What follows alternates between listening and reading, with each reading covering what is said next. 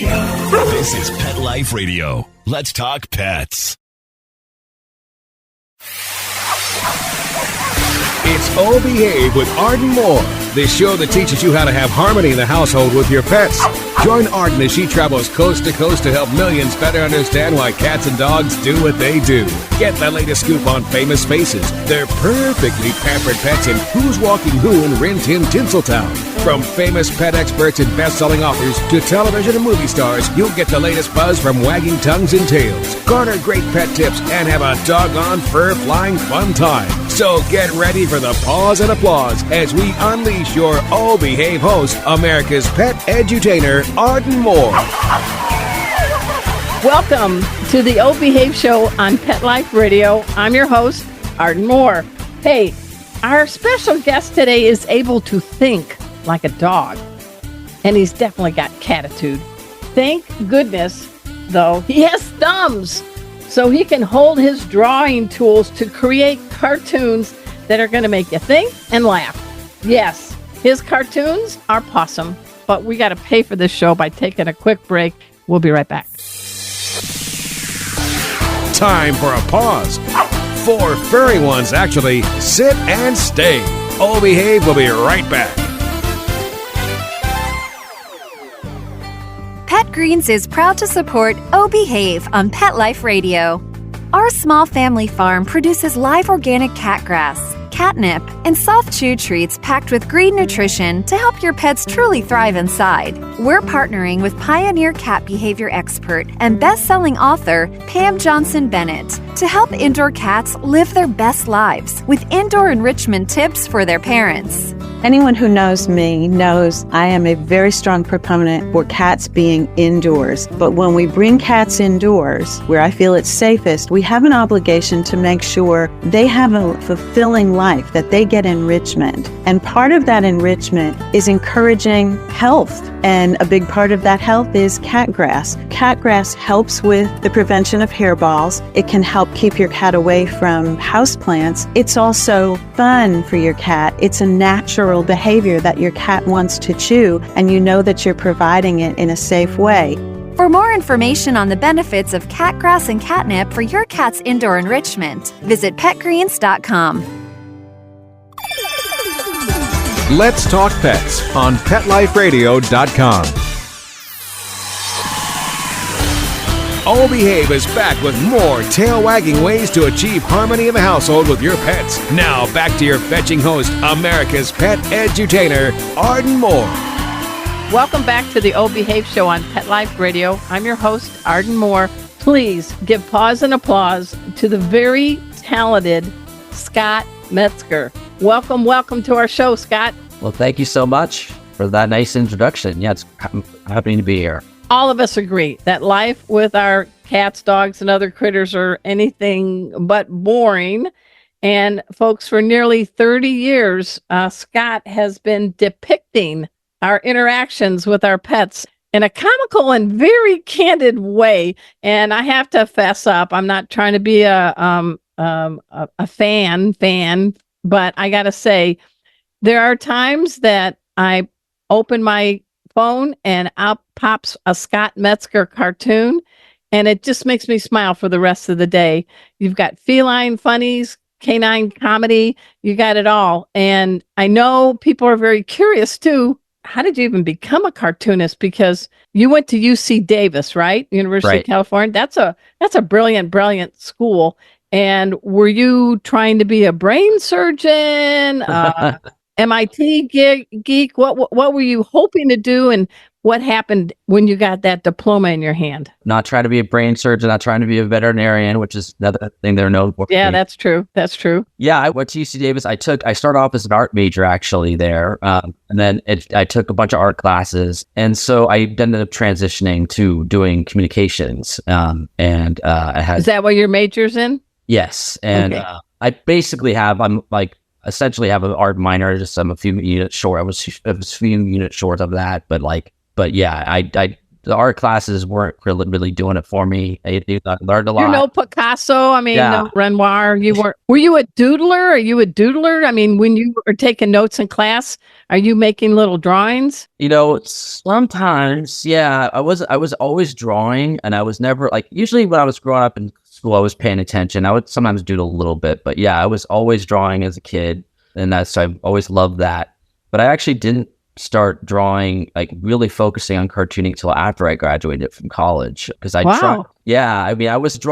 definitely drawing cartoons and doing things and doing all various art related things, throughout high school, and took art classes in high school and then through college, but I wasn't really focusing on like a comic strip. Some people get their comics published in, college newspapers. I didn't do that. When I was in college, the internet was just, it was just starting. And so it was kind of like the beginning of it. So that makes me feel real old. Oh, don't worry. I got you topped. But yeah, so after I graduated, I had this goal of becoming a syndicated cartoonist. That was like my goal. And I was like, I want to do what, Charles Jim Schultz. Davis and Charles Schultz, yeah, like those are my heroes, and Berkeley Breathed and all these other people, like, and I want to do that. So I spent, a good probably 15 years after college off and on submitting packages to syndicates. And so it didn't pan out, long story short. I got kind of close with one strip. Editors liked it, but it was just it was a little too weird for syndication. I love that you're following your passion, but you got to pay the utility bills. So how were you doing that after you had your diploma in hand?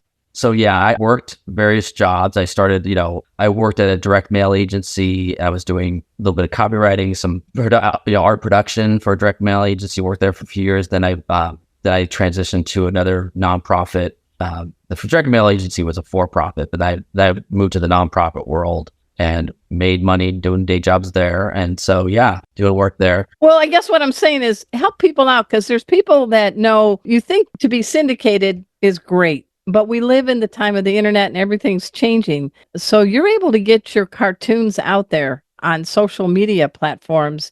And I'm hoping that's a good thing, because your big homework after the show is to go to your website. Is it, tell everybody, metzgercartoons.com? Is that correct? Metzgercartoons.com. And yeah, my Facebook handle is at Scott Metzger Cartoons, and same with Instagram at Scott Metzger Cartoons. And on Threads too, if people are on Threads. Yeah, are you on Threads? No, not yet. I have some clothing that need more threads, but no. Tell people about that. You're not syndicated, but people know you in the pet world. And I have a lot of friends that love your cartoons, and I see them sometimes popping up on a PowerPoint display or something. And the one thing as a writer and an author to you as a cartoonist, it's very nice and very important that they have your name on that cartoon when they show it. Yes, that's huge. And yeah, and that's actually part of what I do is with my cartoons, I license them for presentations and newsletters and social media things.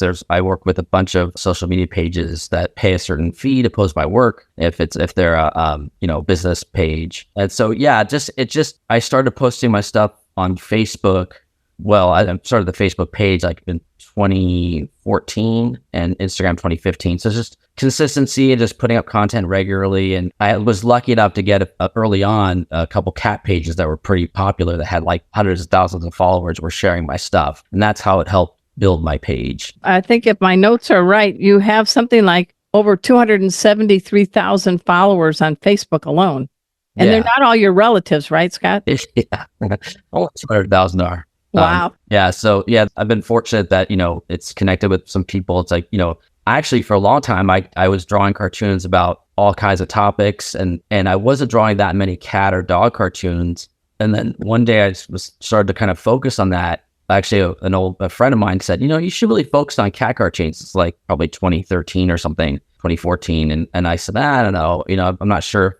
I like them, but I'm not sure if they're going to connect. I didn't realize like how many people online are like huge cat people. And so it's nice that I have that thing where I can draw what I really enjoy. And it also, there's an audience for that. So, and well, you have a couple of feline muses. I know they're listening to the show.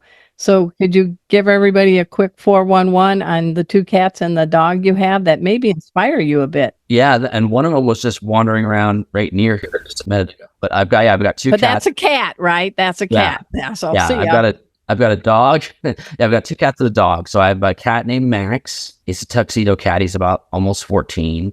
And I have another cat named Piper, who's about almost a year old, and she's all black. They're both rescues. And then I have a rescue dog named Dobby, named after the house elf in Harry Potter, because he kind of looks like that. He looks like a black lab, like shrunk in the dryer. He's basically he's actually in the other room, because if you were out here, he'd be wanting to like jingle the door to get out. So yeah. I mean, you have a cat that's 1 year old. I always say the first year with the cat, the kitten years, it's called the wonder year, because you wonder where your sanity has gone. How has life been with Piper? Oh boy, it's been interesting. I mean, she's a sweet little cat. She likes to snuggle, but boy, those first few months were like, did we make the wrong decision getting a kitten? She's attacking things. And I mean, she still attacks plants. My wife is she loves house plants, and she had to move a bunch of house plants or replace them with fake ones because she just attack things, knock things over, and she still does that. So, but she's mellowed out a little bit, now that she's almost a year old, she's a little bit, slightly mellower, but yeah, she's like that, the wonder year. It's like, that's an Arden original. You can take it if you want. There's one you sent us and set us up, and the person says, something went wrong. I meant to summon a demon. And a cat replies, what? Wait till you see me at 3 a.m. That's definitely absolutely based on Piper. Okay. And that cat kind of looks like Piper. Piper, I think the cat in the cartoon is dark gray, but yeah, it's like, it was easier visually that way. But yeah, that's inspired by Piper's antics. All right. Now there's one that we're all on Zoom these days. I mean, don't you wish you would have bought stock in Zoom in the fall of 19? We'd be gazillionaires. But I'm going to tee you up for this one. It's a bunch of dogs on a screen like the Brady Bunch, a Zoom screen. And there is another dog with a position to the screen. Do you want to tell everybody what they're saying to that dog? The dog's name is Gary. It says, Gary, this is not how we introduce ourselves in this class. No butt shots, right? Yeah. He's showing his butt to the camera. Yeah. And we know that the dog nose is so much more powerful than ours. I just got back from a huge trip in Athens, Greece, the cradle of civilization, and was at a museum. But I really wish I was at the Museum of Odors. Tell us about that one. There's a lineup of dogs, and what's one say? They're at an atrium of a museum, and it says Museum of Odors, and there's a sign. There's a bunch of dogs lined up, and one dog, a father dog, is talking to his son, saying it's going to be worth it. And then there's a sign pointing off saying all things nasty and disgusting. So they're all just excited. Which are delectably wonderful for a dog. What's something disgusting for you, odor-wise, that you think Dobby would be like, oh, that's awesome. Oh gosh, Dobby, and that's absolutely inspired by Dobby. Well, the obvious one is, it's gross, but it's true. Poop. He likes to sniff that out when we're outside. So it's like, no, we're not going to do that. That's a big one with him. Yeah. What about the cat litter box? Is he kind of Steph on that? Yes, he's on that. We have to be careful. We make sure my kids or one of us scoops out the litter box and make sure that it's done before he gets up there as he makes a little snack. Yeah, when you see the little pieces of litter on the muzzle, that is not a time to get a dog kiss, is it? Yeah, I know that's the telltale signs. Like, I was in the litter box, and he's like, where he's got little sand on it. It was like, you're so busted, buddy. Sounds like a cartoon for you to do. Hey, everyone, we're speaking with Scott Metzger. He is the genius behind these cartoons. You see, he's been doing it since 1996. Is that right? Yes. Oh, I'm doing my homework. You're almost 30 years in, man. It's hard and you're only 12. Just kidding. Yeah, exactly. Started really young. Kindergarten. Well, we're going to dive in a little bit more, but we got to take a break. So everybody, the drill. We're going to sit and stay. We'll be right back. Time for a walk on the red carpet, of course. Oh Behave will be back in a flash right after these messages. Pause up, pet pals. Arden Moore here, your host of the Oh Behave Show. Me? Wow. Did you know there's up to 100 million free roaming cats in the United States? And without spay or neuter, that number is only going to keep growing. Not only does spay neuter humanely reduce the community cat population, it keeps cats healthy. Scooter, the neuter cat, is on a mission to give cats an extra life by making it hip to be snipped. Hey, check them out. Go to givethem10.org. That's givethem10.org and help us make this a better world for cats. Ready for the biggest cat celebration in the world? Come to the CFA International Cat Show and Expo in Cleveland, Ohio on October 12th and 13th. The expo is the world's grandest cat celebration, seamlessly blending pedigree cat exhibitions with feline welfare and rescue initiatives. It captivates over 10,000 feline enthusiasts each year, celebrating all cats, whether rescue or pedigreed, in a shared spirit of love and unity. Dive into cat-themed activations and enlightening educational sessions. Marvel at 1,000 non-pedigree and pedigreed cats, adoptable felines, and explore over 100 cat-themed vendors. It's an event dedicated to honoring our beloved felines and their admirers. And guess what feline influencers are coming to meet and greet? YouTube cat video sensation Aaron's Animals, as well as Nathan the Cat Lady, Lambo Leisha, Choopy, and many, many more. Gather your cat crew and do whatever it takes to head to the CFA Cat Expo. It's a whisker-wiggling, tail-twirling extravaganza you won't want to miss. Get your tickets at cfacatexpo.com. That's CFACATEXPO.com.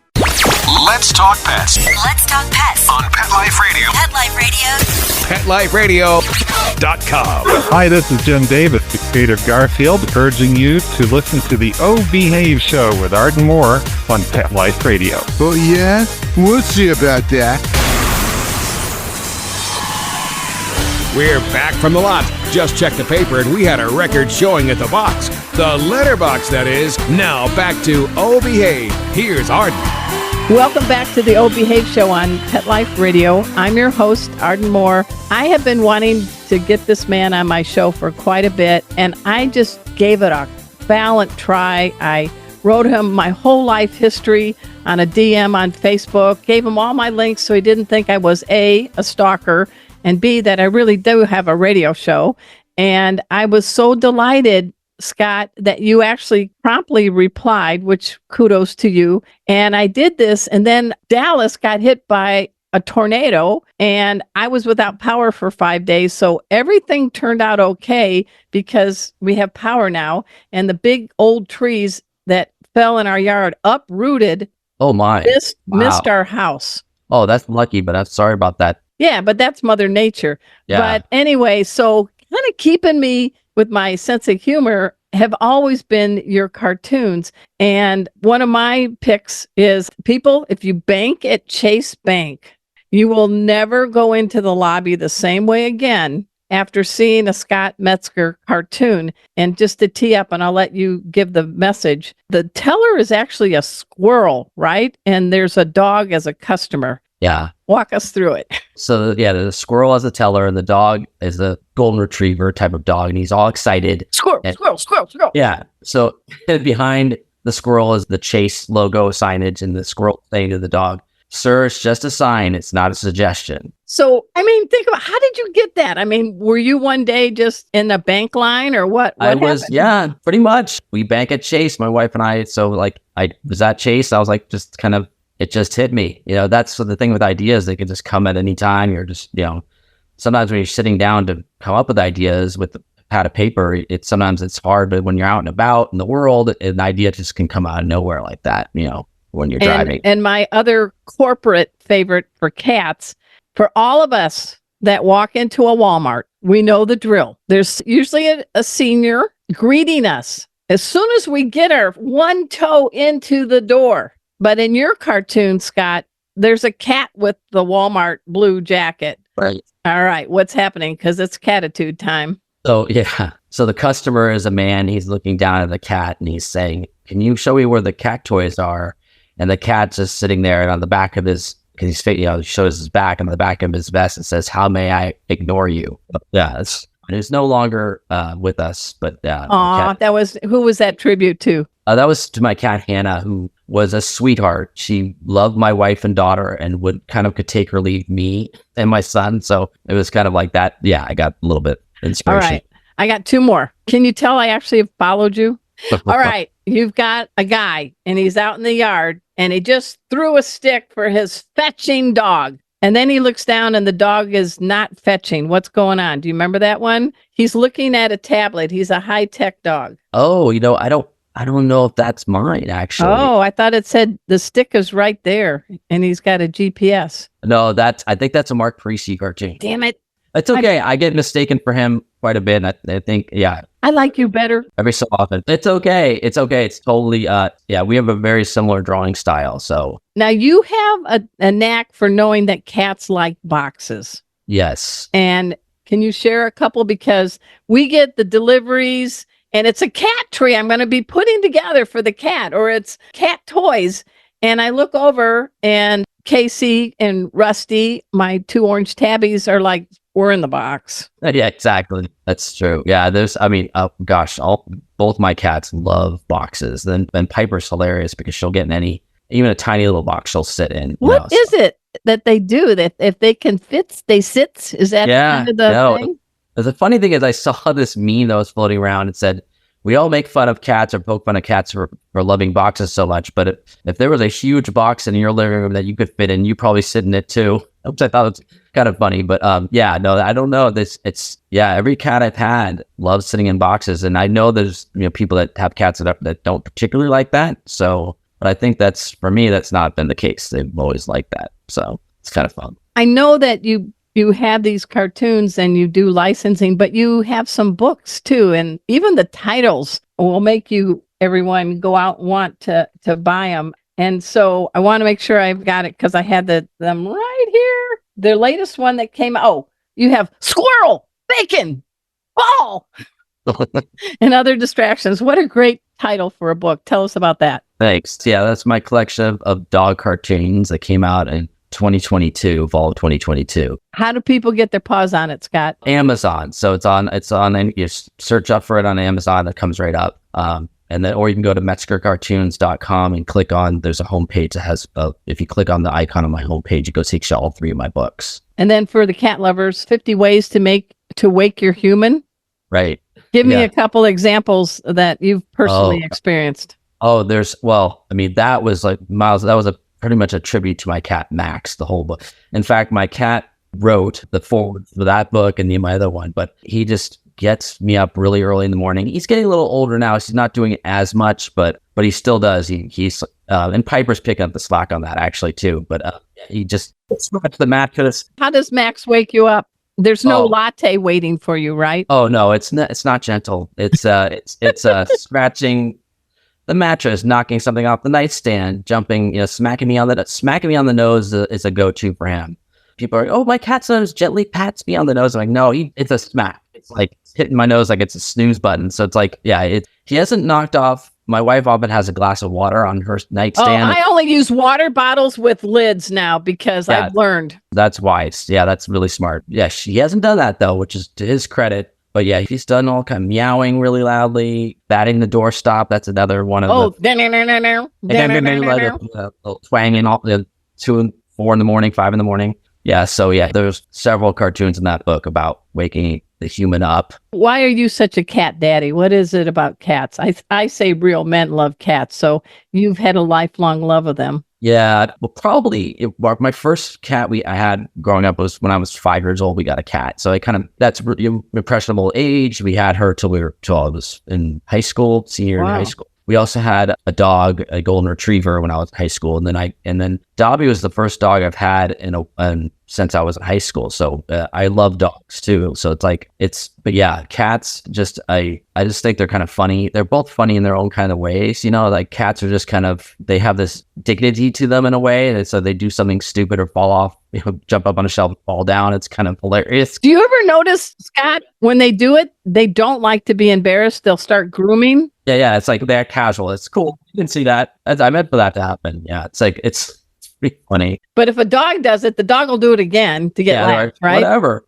Exactly. That's cool to get me some attention. That's great. Yeah. Well, I know you're not a animal behaviorist, but you have studied animal behavior because you have to have cartoons that relate to your audiences. So what's your take on the 21st century cat these days?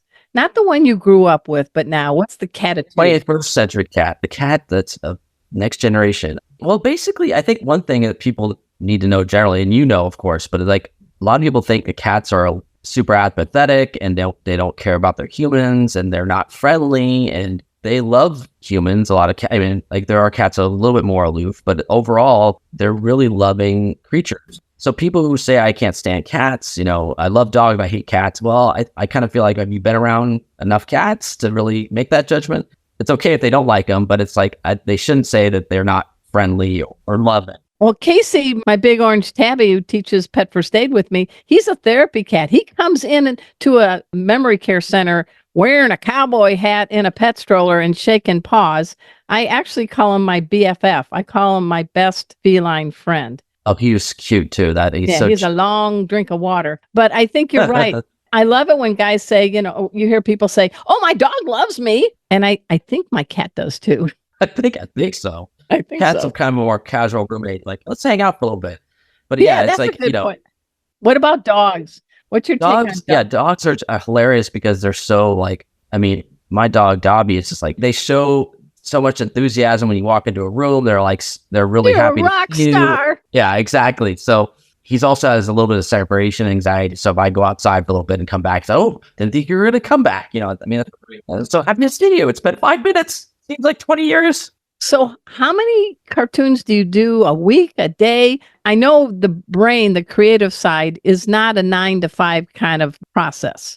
Right. I try to do 2 to 3 a week, and I'm starting to do reels now, which is, And what are reels? Oh, they're brief little videos that you just kind of post on Facebook or Instagram or TikTok. Okay. All right. And that's kind of like taking some existing cartoons, some ones I've done, or coming up with a new idea, just kind of turning into a little video just for an experimentation kind of thing. How long are these clips? How long are they? Oh, they're short. They're like 10 to 14 seconds. They're just really quick little punchy little jokes. So you can put a little music or something. Yeah. Right. And my daughter, she's almost 16. She'll be 16 actually tomorrow. Happy birthday, daughter. Yeah, she's been saying to me for a couple of years now, like, you got to do reels, Dad. You got to do reels. I'm like, yeah, I know it. Reels are cool, but I don't, I'll get to that when I get to it. And then she's helped me put some together. So what's her first name? Shout out, birthday girl. Oh, I don't think she'll want to meet. Okay. Well, happy birthday. And thanks for teaching your dad to be with the times, right? Yeah. Well, I think that's cool. So you're always evolving, and you started with a pencil, right? And now you're doing stuff on the computer to do the cartoons? Exactly. Yeah. Even though, I started off with pencil and pen years ago and would, color my cartoons with, felt markers, and which wasn't a great look for me. It was passable, it was fine, but I started with Illustrator in the years ago, like in the late 90s. And got over the years gotten more proficient with it, and I really love it. So now my process is I actually still use a pencil to sketch ideas, but then I scan it into the computer and then I color with Illustrator with a Wacom tablet, Wacom tablets are really big. What are they? I don't know that. It's just like it's a tablet with a stylus with a little pen. Okay. So it's very they make various kinds of devices that some are, a tablet they use to draw on the screen, and some are other Wacom we're getting into the weeds here, but other Wacom products are like more big tablets you just draw directly on. Yeah, they're a huge, huge company. Have you ever had some celebrity or somebody that really left a mark with you that remarked about one of your cartoons and how they really loved it? Yeah, actually that's happened a few times. I've done some parodies of songs, and I did a James Taylor parody. Actually, it's Carole King that James Taylor covered. And so I did a parody of that and then tagged him. And I should have tagged Carole King, but I wasn't aware that she had done it originally, actually, which is I feel embarrassed to say that. But so JT liked it, huh? Yeah, he liked it. He posted on Instagram and tagged me and said it was great. And I did a parody of Rick Astley's song, Never Gonna Give You Up, with a cat. And he posted it on Instagram and said he liked it. That was really cool. Jackson Galaxy has... Oh, yeah. My cat from hell. He's a good friend of ours. Oh, is he? Yeah, that's cool. Yeah, he plays the guitar. Oh, yeah, I know. Yeah, on his show, he had the guitar case. They kept all of his cat toys and things like that in there. It's cool. Yeah, I like that show. So what is your parting message to people out there, how to follow a dream? I see that there's a roof over your head, so you have done something right. So you're paying the utility bills and the mortgage, but you're getting to follow your passion. Yeah, and I should clarify, I do have a day job, but And so what is your day job? What do you do? I work at a nonprofit organization and do fundraising for them. So yeah, nice. But yeah, it's just a matter of just being consistent and marketing your stuff wherever you can, kind of thing. Yeah. And I think follow the trends and have a 16-year-old daughter that says, Dad, do reels. Yeah, exactly. And people, you can get your paws on, he's got 3 books and I think maybe more, but they're on the metzgercartoons.com site. I love that you can also have your cartoons on shirts and coffee mugs and other things, right? Yeah, exactly. A threadless store. What is some trait about a dog and one trait about a cat that you have envy and you wish you did have? Oh gosh. For a dog, they're just oftentimes there's very happy and, they unconditionally love people and they're loyal. Those are a few traits, but that's not bad. Cats are kind of like they're very independent. Is there something a cat does that you really wish you could do? Jump really high. Yeah. No, and not break your kneecaps when you land, right? Yeah, I wish I could dunk and I have the leaping ability of my cat Max. Hey, everybody. I've enjoyed having on our show. He's an amazing cartoonist, Scott Metzger. I want you to check his cartoons out. If you have an organization that's looking to have some creative comedic illustrations, reach out to Scott Metzger. He will help you out. And I'm just very happy that I got to have, you're my second cartoonist. I had Jim Davis of Garfield on years ago. And the only way I snagged him is we both were from Indiana. Oh, cool. He seems like a great guy. Everything I've heard about that guy, he seems like a really nice. He's a very good guy. Good guy. But so are you, Scott. And I also want to give a shout out to Mark Winter. He is the executive producer of Pet Life Radio. We're the largest pet radio network on the planet. You are listening to the longest running pet podcast. We have been on the air since 2007 when Mark and I were both in diapers and no one knew what a podcast was. So humbly, we're very, very proud of that. And tune into the other shows on Pet Life Radio and check me out. Check me out at ardenmoore.com. I have Facebook, YouTube, you got it. This is my real name, Arden Moore. And until next time, this is your flea-free host, Arden Moore, delivering just 2 words to all you 2, 3, and 4-leggers out there. Oh, behave. Coast to coast and around the world, it's Oh Behave with Arden Moore. Find out why cats and dogs do the things they do and get the latest buzz from wagging tongues and tails in Rin Tin Tinseltown. From famous pet experts and best-selling authors to television and movie stars, you'll get great tail-wagging pet tips and have a fur-flying fun time. Oh Behave with America's pet edutainer, Arden Moore. Every week on demand, only on PetLifeRadio.com.